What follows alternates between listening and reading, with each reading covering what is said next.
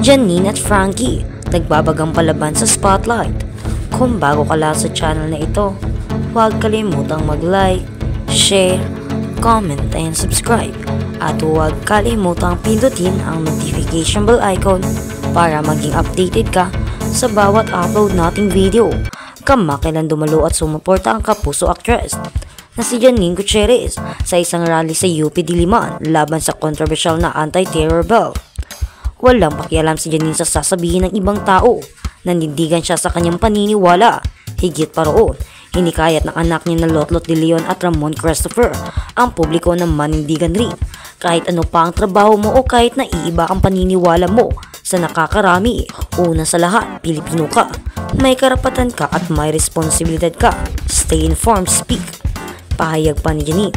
Samantala, nagtrending naman ang anak ni na Senator Kiko Pangilinan at megastar Sharon Cunita na si Frankie Pangilinan nang makipagbalik taktakan ito sa batikang komentor na si Ben Tolfo sa isyu ng pananamit ng kababaihan. Nagsimula ang lahat ng mag-post sa Facebook. Deleted na ito ngayon ang Lokban Municipal Police Station na nagsabing manamit ng maayos ang mga babae upang hindi maharas. Janine Gutierrez and Frankie Pangilinan. Stop teasing girls how to dress. Teach people not to rape. Tweet pa ni Frankie. Tila minaliit ni Bin ang opinyon ng dalaga. Tinawag pa niya itong iha. Ayon kay Tulfo, nakakaharap na umano ang mga isang sex offender na oportunidad upang makapag-commit ng crime. Pa kapag natutukso, sexy ladies, careful with the way you dress up. You are inviting the beast. Tweet man ito. Umani ng mga papuri ang pagsaludo at paghanga sina Janine at Frankie dahil sa katapangan nila sa paglabas ng kanilang saloobin. Sa totoo lang, mukhang mas may balls pa ang dalawang dalaga kaysa sa ibang mga lalaking artista at mga publiko dahil sa tapang nilang magsalita at manindigan sa kanilang paniniwalaan. At sa kabilang banda, Velma, binantaan si Aga. Mas excited sa Uninvited dahil kay Janine. Nabuo ang kwento ng Metro Manila Film Festival 2024 entry na Uninvited nang dahil sa nag-iisang star of all season na si Velma Santos. Concept pala ni ate ang istorya ng Uninvited na idinirect ni Dan Villegas, ang produced by Mentor Key Productions at Project 8 Projects and Corporation with Warner Bros. Pictures. Ito ang magsisilbing reunion ni Velma at Aga Mulak na nagsama sa pelikulang Sinungaling Mong Puso at Nag-iisang Bituin. 3 dekada na ngayon ang nakararaan noong kino-conceptualize yung istorya nito. Of course, alam namin na hindi madali ang storya ng Uninvited. Initially, ang tawag pa nga namin dito, Project Red. Pero nung nilayout na nila yung istorya, hindi talaga madali at talagang importante yung mga characters doon sa movie para maging epektibo. At nung nabuo na ito, nag-usap na kami ni na Direk Dan, ang team. Wala talagang ibang choice to play Kelly.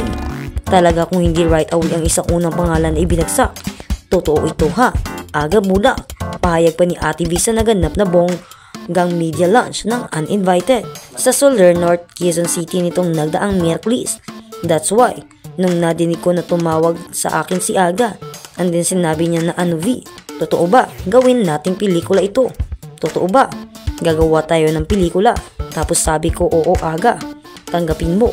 Dahil kung hindi, isusuli ko na yung kandila bilang ninang nyo ni Charlene sa kasal. Kapag hindi mo tinanggap ito, ibabalik ko na yung kandila nyo ni Charlene kasi ninang nila ako sa kasal. Kaya tanggapin mo na ito dahil gusto na kitang bakbakan. Doon nag-umpisa yun, and now ito natapos na pelikula namin. Dagdag ng movie icon chika pa niya, itong dream story ko, may interviews akong sinasabi. Kung gusto ko nang gumawa ng pelikula na nangyari ng 24 oras, na nag-uumpisa maganda, magsisimulang dilapidated, na di ko alam sa gitna sinabi ni Derek. Naglalagay ng istorya hanggang nabuo. Dagdag pa ni Ate V, nang malaman niya na makakasama rin nila si Nadine Lostres sa movie. Talagang na-excite ako. Go na, mag-shoot na tayo. When I learned na nag-yes na din, makakasama rin sa pelikula sina Arky Bagatsing, Mylene Dizon, Lotlot Leon, Gabi Padilla, Elijah Canlas, Ketchup Eusebio, Gio Alvarez, Cholo Barrito, Ron Angeles, Noni Balcomino at Terso Cruz III. Tabang sa kabilang balita naman, Bea Alonzo, inaming pinakamahirap na taon ang 2024 dahil sa kanyang mga pinagdaanan.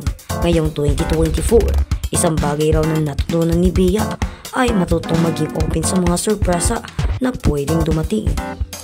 Dati raw kasi ay mahilig siyang magplano at mag-set ng goals, pero sa nangyari sa kanyang buhay this year, mas okay raw na hayaan na lang kung ano ang plano ni God for you. What I have learned this year is that when things don't go according to plan, maybe it's better to trust God's plan because God's plan are always better. Say pa ni Bia sa chikahan nila ni Dr. Ivy. Theo sa latest vlog ng celebrity doctor. So dapat, hindi ka masyadong nasishake. That's what I've learned.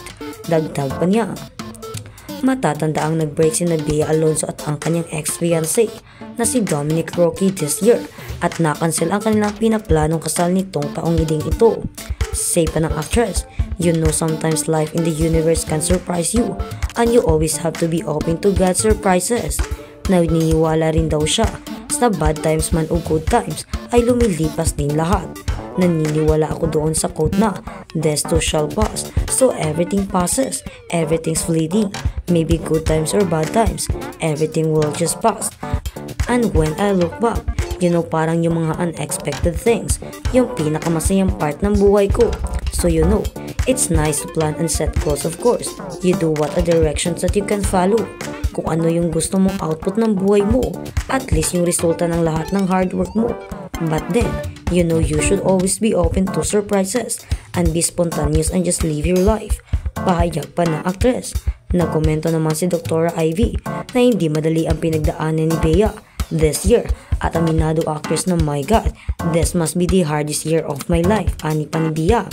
Sa ngayon ay ni-enjoy na daw niya ang kanyang work-life balance at mas masaya na raw siya ngayon. Maybe that's why I'm much happier because I get to live my life, she said. Nabanggit din ni Bea na magbabakasyon siya ng mahabang-mahaba this December for the holidays kasama ang kanyang mga pamilya. Papunta raw sila sa Spain kung saan nga ay nakabili na siya ng apartment. We're going to Spain but we might stop by Dubai and then Madrid at then pupunta ako ng London, aniya pa. Gusto rin niyang manood ng ilang musical sa London tulad ng The Devil Wears Prada at The Curious Case of Benjamin Buttons. Say pa ng actress, ready na raw siya for 2025. I have goals for 2025 that I wanna achieve and I will be aggressive in life, really putting in the work to achieve those goals, aniya pa.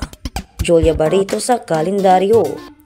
Astig ang kasiksihan ni Kim Chiu matapos nitong maging calendar girl ng isang liquor brand. Iba't ibang post rin ito habang mapangakit ang tingin ni Kim. Samantala, pinusuan naman ng mga netizens ang pagiging calendar girl ni Kim Chiu. Mabilis na ipinagtanggol ni Bea Alonzo ang kanyang mga fan. Sinisi siya sa mga bashers na nangyari kay Reta Daniela at sa pagkalasing ni Archie Alimania. Nagsimula ang lahat sa pa-Thanksgiving party ni Bea sa buong cast, creative at production team dahil sa success ng Widow's War. Comment ng basher ni Bea, kundi raw nagpainom actor sa kanyang guest hanggang sa malasing. Hindi raw sana nabastos umano ni Archie si Rita. Hindi raw sana nag-file ng acts of lasciviousness kay si Rita laban kay Archie.